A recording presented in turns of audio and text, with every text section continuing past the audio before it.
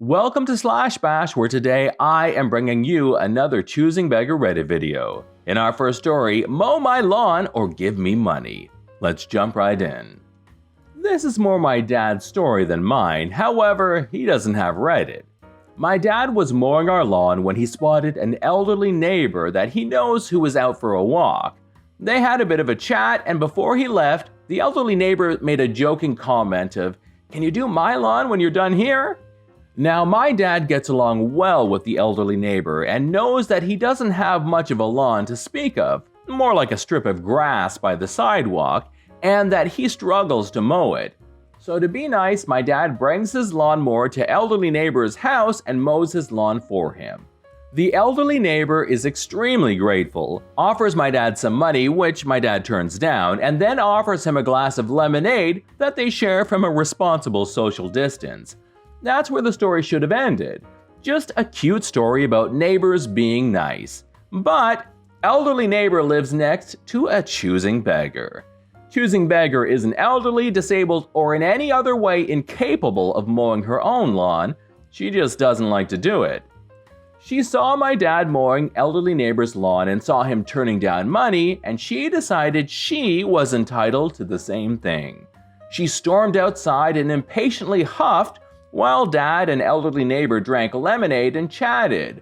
When my dad started packing up his lawnmower and getting ready to go, she stomped over and whined, "What about me?" My dad looked at her in confusion and asked what she meant. She responded with, "Aren't you going to mow my lawn too?" My dad declined, since A, she's able to mow her own lawn, B, she has a big lawn, and C, he has other things he needs to do. When dad turned down the choosing beggar, she had the audacity to say, "Well, you should at least give me $15 so I can pay one of the local kids to mow the lawn if you won't do it yourself."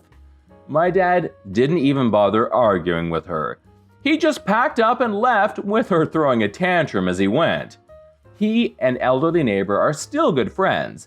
Dad will show up when he sees elderly neighbor's patch of grass getting a bit long and mow it for him, and elderly neighbor drops off jars of jams and chutneys that he makes himself.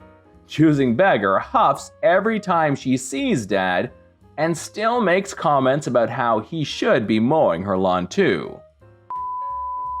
Story number 2, I got repairs for free and I'm still giving you a bad review.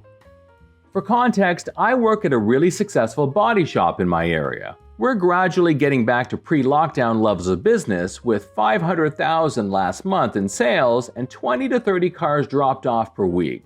Our Google reviews were gradually approaching 5 stars, until last Friday when a customer, let's call her Old Karen, posted the most scathing review I've ever seen. In addition to swearing she'll never set foot in our shop again, she called me a pathological liar and said that I've caused her the worst experience of her entire life. She's in her 70s. My general manager and his boss both reached out to her, and she recommended that I should be fired. Here's why. Last month, the service manager, let's call him Chris, for a local Lexus dealership, personally drove a pear white 2007 RX 350 to our shop and handed me the keys. I knew it wasn't his vehicle because we had just repaired his 2021 Avalon about a month prior. Chris said that Old Karen, a legacy platinum customer of his dealership with about 3 generations of her family buying cars from Chris's dealership, had brought the RX 350 in for service and wanted the right side damage repaired. He didn't know what had happened and told me to call Old Karen. By the end of that day, I called Old Karen with a price on the repairs. Her right fender, right front door, and right rear door looked like she had hit a garage or fence, and the mirror was hanging by the door wiring harness. The quoted price for the repairs was just under $9,000. That's a little too much. I don't need the doors fixed, just the mirror. How much would that be? I did some adjustments, and to replace the mirror, we were looking at $500 if the mirror arrived as a painted assembly, and just under $700 if I had to get the mirror painted and get glass replaced. Young man, I am on disability. I live on a fixed income. I cannot afford a $700 mirror. Can't you discount it? I'm a legacy customer.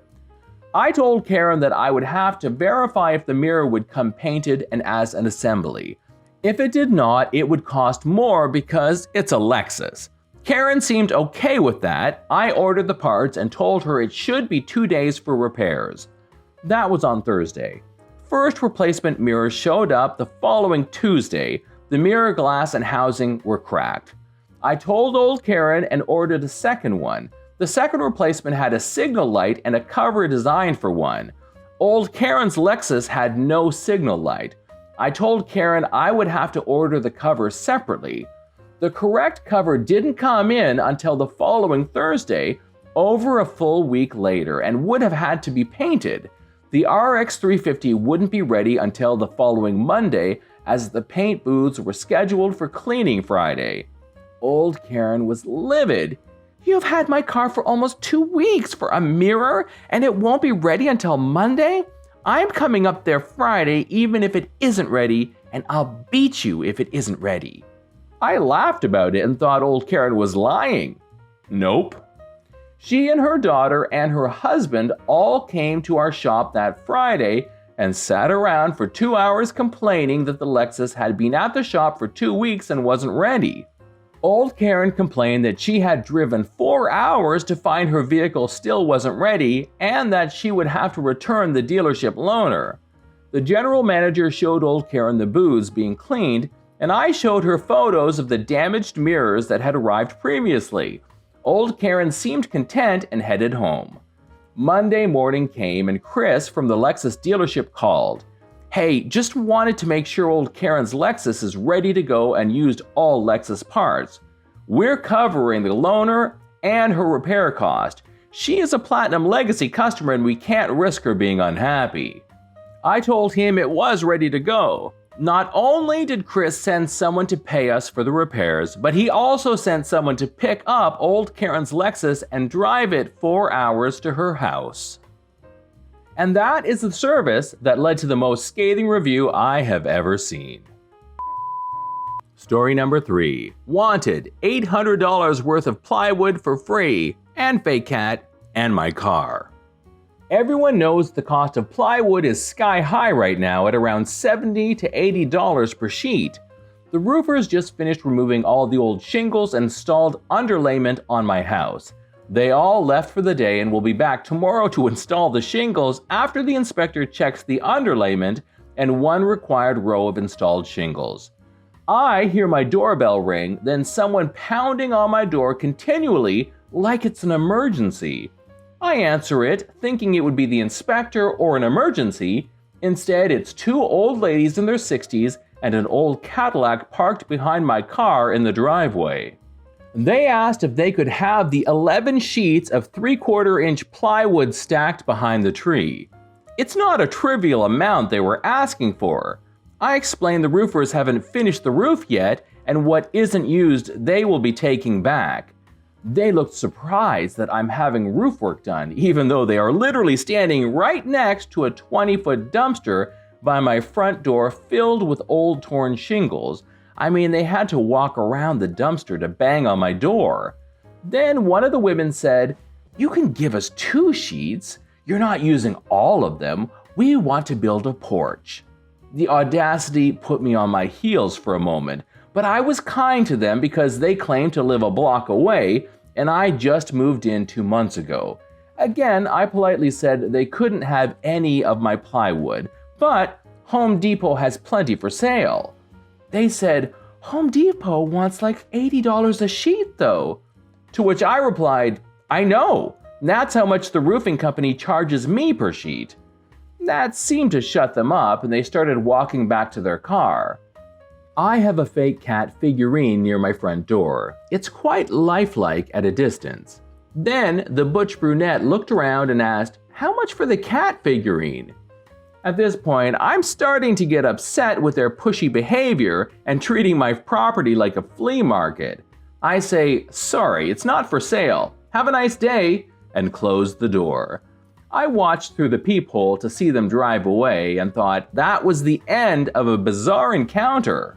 Later that night, as I'm leaving to go to the convenience store, I see a sticky note on the window of my project car in the driveway that reads, "Wanted to buy car," with a phone number.